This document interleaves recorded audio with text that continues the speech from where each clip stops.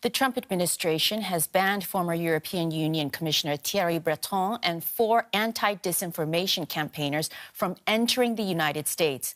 As commissioner, Breton helped formulate the EU's Digital Services Act, which Washington says unfairly targets U.S. tech giants. The European Commission says it, quote, strongly condemns the decision, and writing on social media, Breton also rejected the accusation behind the entry ban, suggesting the U.S. is engaged in what he called a, quote, witch hunt. David Kaye is a professor of law at the University of California Irvine and a former UN Special Rapporteur on freedom of expression. Welcome to DW. I want to start by getting your reaction to the visa restriction on these 5 European individuals, including that one former commissioner. Does this come as a surprise? It doesn't come as a surprise at all, actually. I mean, the White House, its allies in Congress, its allies in Silicon Valley have been highly critical of the moves by the European Union in particular to address hate speech, online incitement, disinformation, not only for the past year, but for some time before that. And so the actual bullying that we see in this visa ban, which strikes not only Thierry Breton as a former EU official, but also anti-hate speech campaigners, is clearly an effort to stop Europe from regulating big tech, from regulating the biggest platforms. So to that extent, it is not a surprise.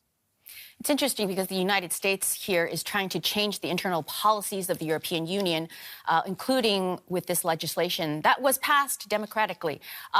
I want to ask, how much of this is tech bro talk in terms of tech bros driving U.S. policy? Is there any validity to their concerns, to the U.S. concerns, that the EU is overregulating free speech with the Digital Services Act? Yeah, this is a really great question. I mean, I think it's important first to put this in some context. I mean, the European Union has been struggling for well over a decade with questions of how to deal with online hate and disinformation. They've been struggling with it because, on the one hand, they see this massive power of not only American, but largely American, large platforms having this massive influence over their information space.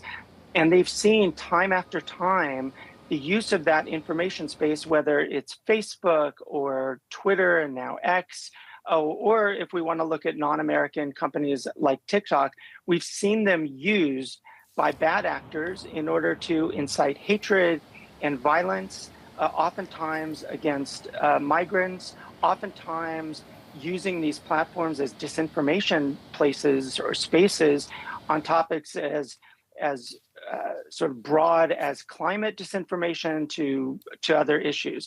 So this has been a struggle, and Europe has, frankly, been experimenting over time. Some of those experiments probably lean too far into regulating speech, but with the Digital Services Act, the European Union essentially hit on what I think of as an appropriate balance. I mean, essentially, they require the very largest platforms, and only the very largest platforms, to be transparent about their content moderation processes, to examine how they impose risks on public space, how they impose risks on, for example, the proliferation of either illegal content like incitement to violence or incitement to terrorism or child endangerment, or other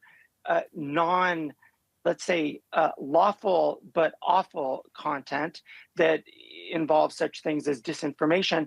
They've struggled with how to deal with that, but the DSA essentially says, we need transparency, we need you to consider the risks, and we want to see your work. That has been their approach. It's been an effective approach, but it's an approach that actually requires the platforms to do something.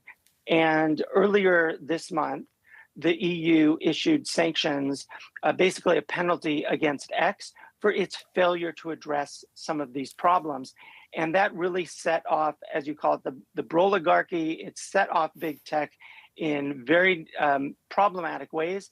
And in part, that led to this visa ban. So this is essentially a response to that, but it's also a response to the possible restriction on big tech and its effort to essentially operate without regulation, to operate essentially lawlessly across Europe. David Kaye, professor of law at the University of California Irvine, thank you very much for joining us. Let's cross over to our correspondent in Brussels, Teri Schultz, for more. Teri, what has the EU been saying about the visa ban? Well, in addition to the condemnation which you mentioned, the European Commission just states the obvious, that it will go on making whatever legislation it feels is necessary to protect European Union consumers and companies, which is what it says the Digital Services Act does. But you know, this legislation, Melissa, has been it's the source of constant friction with the United States from the get-go, and in particular between Thierry Breton, who was Internal Market Commissioner in 2024 when the act was implemented, and Elon Musk, of course, a buddy of U.S. President Donald Trump. The two men feuded openly on X about tech rules, but also about things like Elon Musk's open support for the AfD. Breton would use X to remind U.S. companies they would have to abide by the rules of the DSA, leading Musk one time to tell Thierry Breton that he should go blank his own face. There, I'll save you the beep, Melissa. Can you tell us a little bit more about what the Digital Services Act actually does and why this U.S. administration is so against it? Well, it is a massive package of legislation, really groundbreaking, and it seeks to regulate big tech, basically. And of course, most of those major companies reside or have their headquarters in the United States. But it actually regulates all online behavior, and it likes to say that it wants to make what is illegal offline also illegal online. So this relates to, for example, having to take down illegal content quickly once it's identified, having to be transparent about advertising, about online marketing, about algorithms, really just the whole repertoire of what governs online behavior. And the U.S. doesn't like rules being imposed from another place. And so it has always sought to portray the DSA as targeting the U.S., when in fact it simply is where the tech giants live, Melissa. And any chance the EU will adapt or change its policies on moderating online content as a result of this pressure? I think there's 0% chance. In fact, the DSA is really just getting rolling. It's issued its first fines just in the last few weeks, Melissa, and that is more than 120 million euros against X. This is because, for example, X went from having these blue ticks next to someone's name, mean that those people have been verified users, to simply selling that. The EU says that that's deceptive. It also is not transparent about its advertising repository. It doesn't share the proper data with researchers. So X is the proud recipient of the first fines under DSA. TikTok, on the other hand, was also under investigation and chose to become more compliant with the rules. So you can see that not everyone is going to act the same way that X does. It'll be very interesting to see what the United States does in terms of the additional instruments and pressure it can put to bear. Now, what are the 4 other people that have been banned? Tell us a little bit more about them.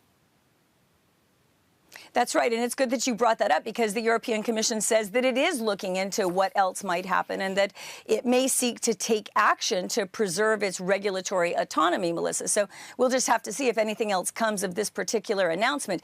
The other 4 people are all counter-disinformation activists. So it's quite rich that the U.S. says that these measures are being imposed for censorship when the people that it's being imposed on are actually working to take down unfair and untrue content off the internet. 2 of them are from the UK and 2 of them are from Germany. And one of the women who's been targeted publishes what's called the Global Disinformation Index, a ranking where disinformation seems to be running high. And the U.S., once again, doesn't like that.